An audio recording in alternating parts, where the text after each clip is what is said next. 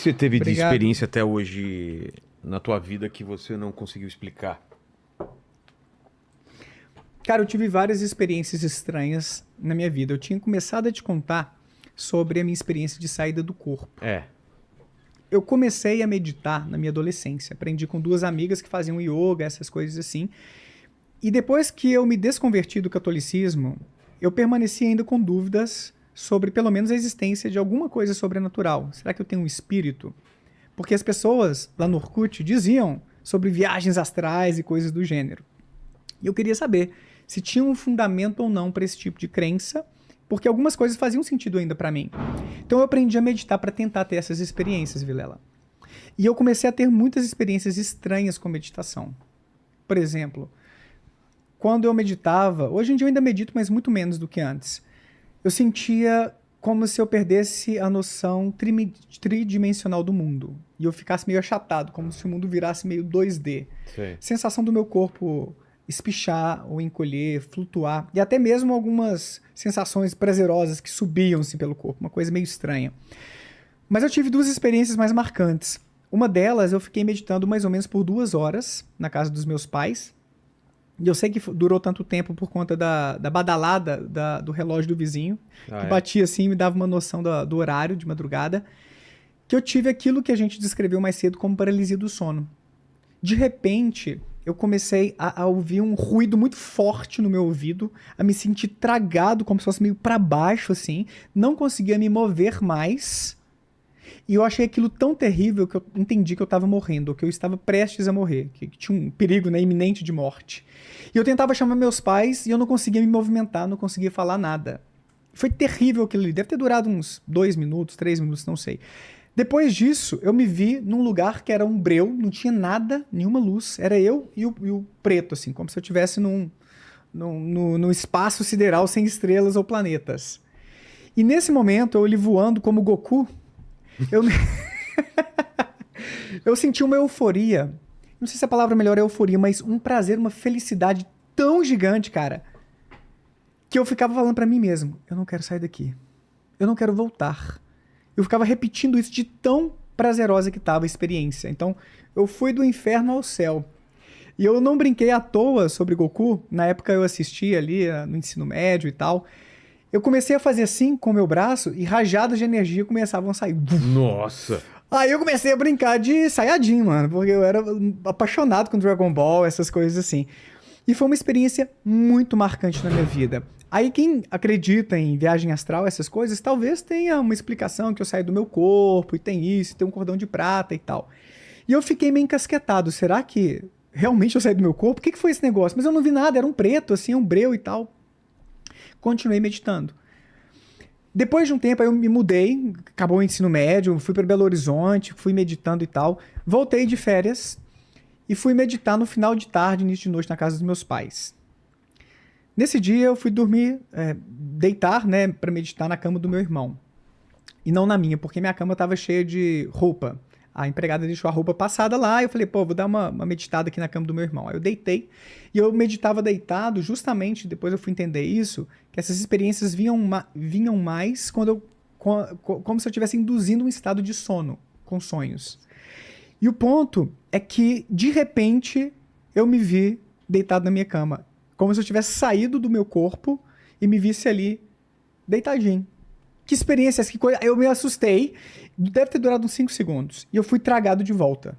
Caramba. Aí, porra, né? Agora sim, Daniel, você teve uma experiência de meditar, você saiu do seu corpo, você se viu ali na cama, você se convenceu, então, de que existe um espírito e que viagem astral é possível. Com exceção de um detalhe. Aí que foi o ponto, cara. Eu me vi deitado na minha cama, que era a cama da esquerda.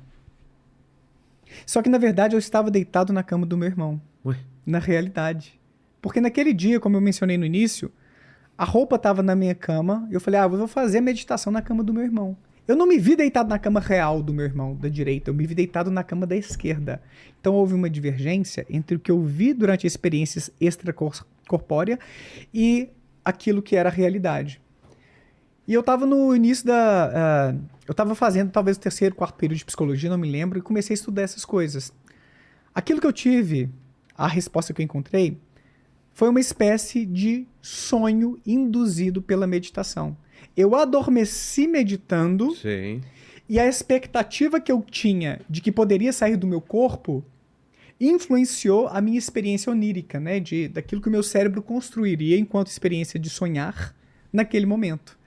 De forma, então, que foi uma construção do meu cérebro, baseada na expectativa. Só que por que eu me vi deitado na minha cama? Por que houve essa divergência? Porque o nosso cérebro se baseia naquilo que é mais familiar, naquilo que é mais comum. Então é como se ele não tivesse se atualizado de que eu estava na cama do meu irmão naquela experiência. Ele se baseou na minha experiência mais típica de me deitar na cama da esquerda. Então eu tive um sonho induzido por meditação que foi alimentado com a expectativa de que eu sairia do meu corpo. Eu acredito que é basicamente isso que acontece em várias experiências supostamente sobrenaturais de pessoas que você falou aí de ayahuasca, com esses psicodélicos ou as substâncias enteógenas, não sei se é o termo que eles usam hoje em dia, possessão demoníaca.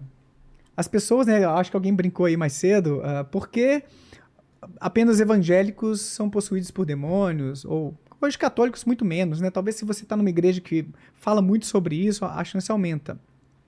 Se você é exposto a esse tipo de conteúdo, esse tipo de crença, você vai introjetando aquilo, você vai entendendo que isso pode acontecer, você tem um modelo, muitas vezes, de pessoas que estariam possuídas diante de você.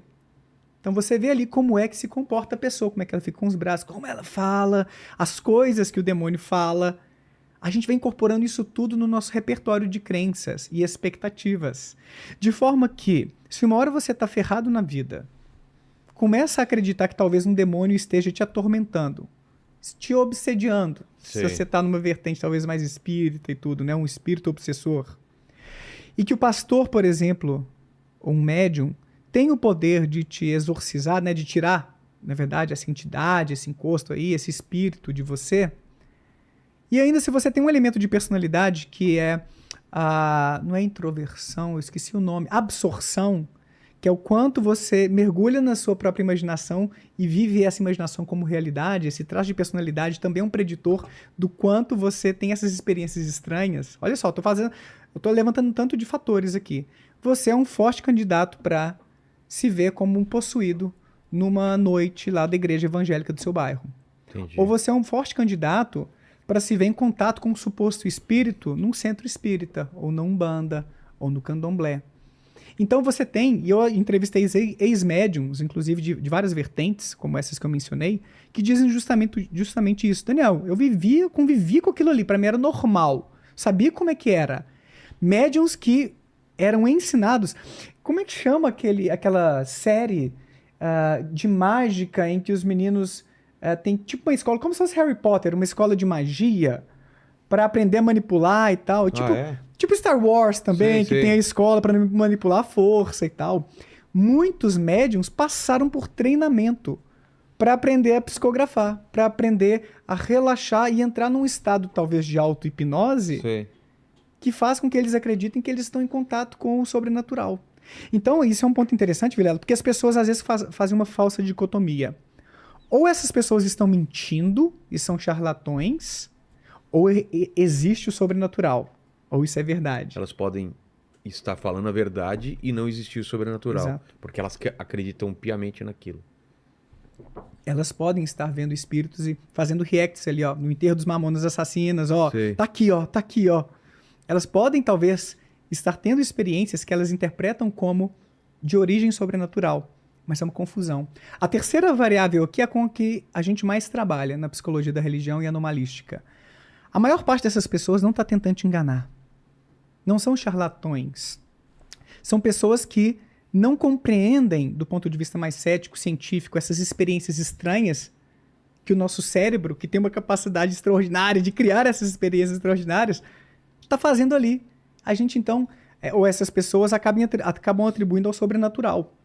Tipo a questão da experiência de paralisia do sono, que muitos atribuem a um demônio, alguma coisa do tipo. Mas se você tem um conhecimento científico, se você tem um contato com uma explicação alternativa, você pode acabar se questionando sobre a validade daquela sua experiência religiosa, saca? E tem estudo sobre isso. O próprio Sagan tem uma frase nesse Variedades da Experiência Científica que é mais ou menos assim: à medida que a ciência avança, Deus vai ficando com menos coisas para fazer. Uma paráfrase, tá? Ele traz um pouquinho dessa ideia. Então, no meu entendimento, essas pessoas, em geral, é claro que existem os charlatões, mas elas não estão tentando te enganar. Elas aprenderam a manipular o seu cérebro, como no caso da meditação, de uma forma que elas vivenciam experiências anômalas, estranhas, que faz sentido no seu contexto de crença e parece ser o contato com o mundo sobrenatural, com espíritos, ou talvez até com alienígenas. Tem religiões que misturam esses componentes de alienígenas e tal. Cientologia e tudo. Cientologia, exatamente, que estariam canalizando extraterrestres que enviariam essas informações para elas.